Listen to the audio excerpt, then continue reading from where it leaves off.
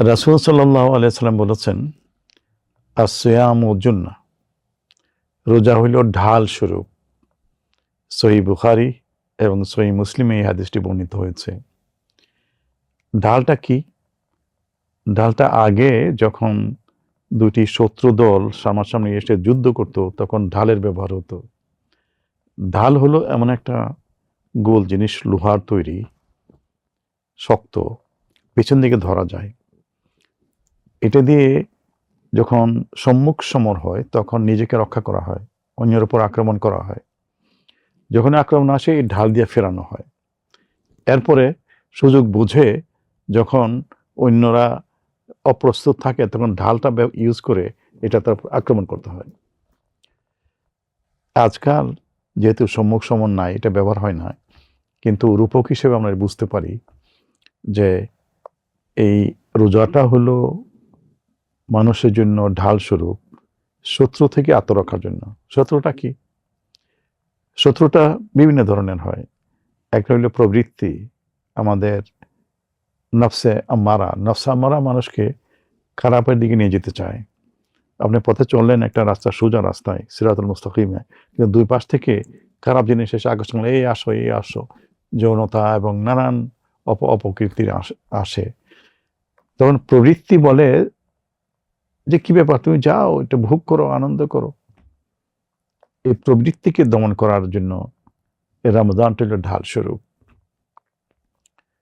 এটা শুধু এই আকর্ষণীয় জিনিস না, প্রবৃত্তির বাইরেও শয়তান এসে প্ররোচনা দেয় যে তোমরা এই খারাপ কাজটা করো, এই কাজটা করো, এরকম শয়তান এসে বলে। তখন এই শয়তান থেকে আত্মরক্ষার জন্য এই রোজাটা ঢাল হিসেবে ব্যবহার করা যায়। আমাদের মনের ভিতরে কিন্তু শয়তান সৃষ্টি হয়, মিনাল জিন্নাতি ওয়ান নাস। আমরা খারাপ কাজ করতে করতে এমন অবস্থা হয়ে যায় যে খারাপ কাজ করতেই ভালো লাগে, হৃদয় থেকেই, আমার অন্তর থেকে প্ররোচনা আসে যে এটা খারাপ কাজ করো। এটা মানুষ শয়তান। এটা কোরআনে আছে, মিনাল জিন্নাতি ওয়ান নাস। রাসূল সাল্লাল্লাহু আলাইহি সাল্লাম বলেছেন, এই রমজানের রোজা হইল এগুলো থেকে বাঁচার জন্য ঢাল স্বরূপ। এখন ধরেন, মনে করুন আমরা যুদ্ধে গেলাম, আমার হাতে একটা ঢাল আছে, কিন্তু ঢালটা ব্যবহার করলাম না। আমরা কি শত্রুর আক্রমণ থেকে বাঁচতে পারবো? আমরা পরিকল্পিত উপায়ে অন্যের উপর আক্রমণ করতে পারবো? ঢালটা নিয়ে দাঁড়িয়ে রইলাম, কি লাভ?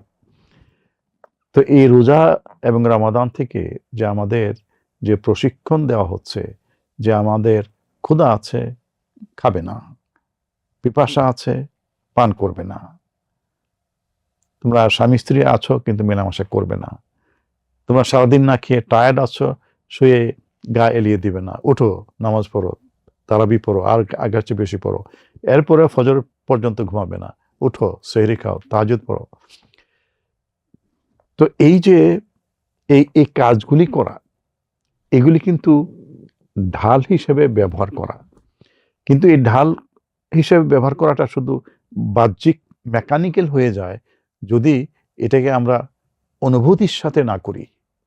আমাদের ফুল কমিটমেন্ট, প্রত্যয়, আত্মবিশ্বাস, আত্মসমর্পণ, এগুলো নিয়ে যদি করি, তাহলে এগুলি ঢাল হয়ে যায়। আর না হলে মেকানিক্যালি একটা হয়ে গেল, এটা আমাদের বাকি 11 মাস ঢাল হিসেবে ব্যবহার হবে না। কি করতে হবে? আমাদের যে নফসে আম্মারা, যে প্রবৃত্তি আছে খারাপের দিকে নিয়ে যায়, এটাকে কন্ট্রোল করতে হবে, সংযত করতে হবে। আমরা ক্ষুধা আছে, খাই না, পিপাসা আছে, পান করি না, অনেক কিছু আছে কিন্তু ওগুলি ভোগ করি না, হালাল কিন্তু ভোগ করি না।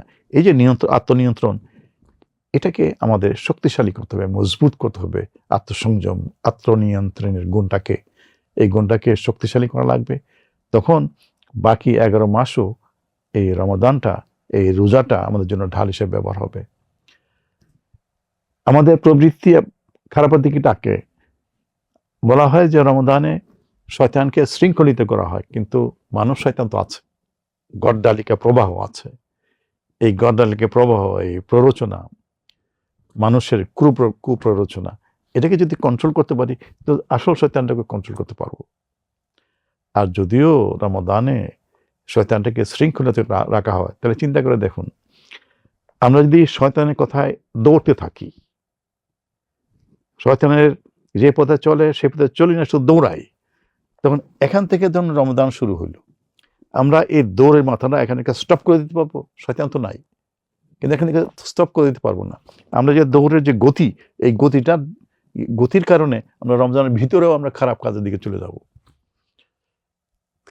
যদিও এখানে শয়তান নাই, শৃঙ্খলিত, কিন্তু আমাদের অন্যায়ের যে গতি, যে আমাদের যে অভ্যাস, সেই অভ্যাসের কারণেই আমরা এই শয়তানের প্ররোচনা আমাদের মধ্যে থেকে যাবে।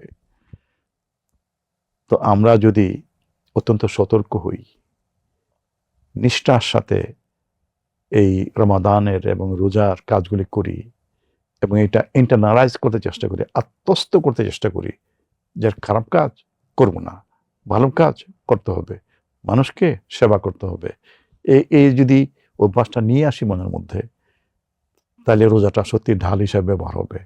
অন্যায় থেকে এই ঢাল আমাদেরকে বিরত রাখবে, খারাপ থেকে বিরত রাখবে, শয়তান থেকে বিরত রাখবে, প্ররোচনা থেকে বিরত রাখবে এবং ভালো কাজে উৎসাহিত করবে। তো চলুন আমরা রমাদানটা শুধু সামাজিকতা হিসেবে পালন না করি, আমরা যেন এইভাবে করি যে এটা একটা অন্যায় থেকে বাঁচার জন্য, শয়তান থেকে বাঁচার জন্য ঢাল হিসেবে ব্যবহার করতে পারি। আল্লাহ আমাদেরকে সে তৌফিক দিন। আমিন।